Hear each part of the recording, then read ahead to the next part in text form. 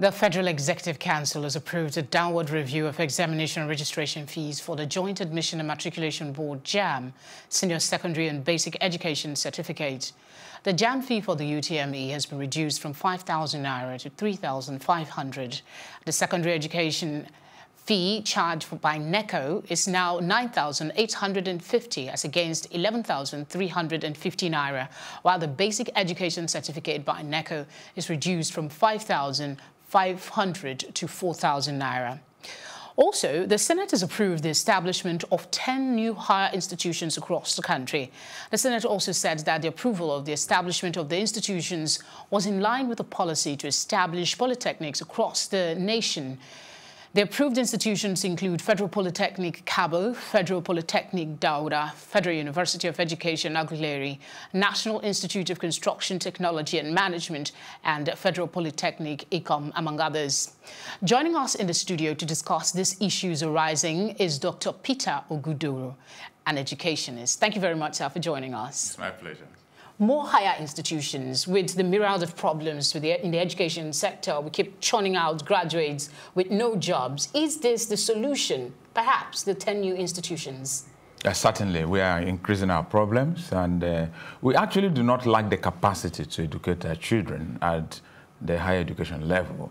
The reason why we keep thinking that we don't have enough higher educational institutions is because we haven't got an effective career management system at the secondary school level that can help young people who are in secondary school to understand where the opportunities they're looking for are. Those opportunities are all over the place, but we keep thinking they are not there because we haven't got professionals in the secondary school system to direct the young people we want to cater for in the directions that will enable them to take up those opportunities. So you're basically saying that more higher institution is not the solution to our education? Absolutely needless. And more critically, is unrealistic and a demonstration of ignorance to be establishing polytechnics in the Nigeria of today. The average Nigerian child hates that word polytechnic. He doesn't want to school anywhere called a polytechnic. The only place he wants to go to is university. So the more universities and colleges of education you establish, the more you are just throwing money, down the drains, because nobody's going to go into those places. And also in the mix of this conversation is ASU strike. ASU is still at loggerheads with the federal government.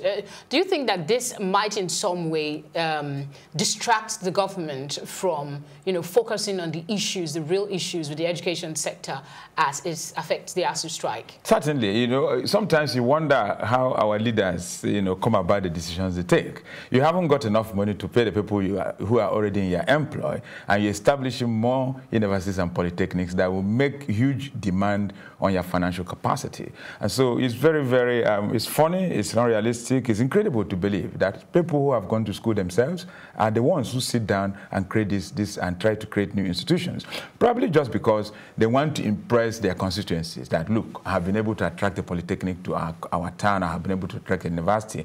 But that is being done at the expense of the youths of this country. But some would argue that the funding does not necessarily come from the federal government. So allowing people to have more institutions might, in the long run, actually positively impact and provide jobs in those communities. No, that's not how to. You don't provide jobs by creating institutions that have no capacity to deliver skills and knowledge in a modern society. As a matter of fact, the current trend globally is for you to have fewer universities, fewer educational institutions at that level, but then investing heavily in virtual learning platforms, because moving forward, we are not going to be sitting down in classrooms to learn. We'll be sitting down in our homes and use technology to learn. In America, for example, going forward, by about 2050, we will need just about 25% of universities in America, and they're already preparing along those lines. And we should start reasoning along those lines. People don't want to travel to places to go to school. When you have your smartphone, when you have your laptops, when you have your desktops, you sit down at home and learn. All right, let's quickly take this question on the reduction in NECO fees for WAEC and JAM.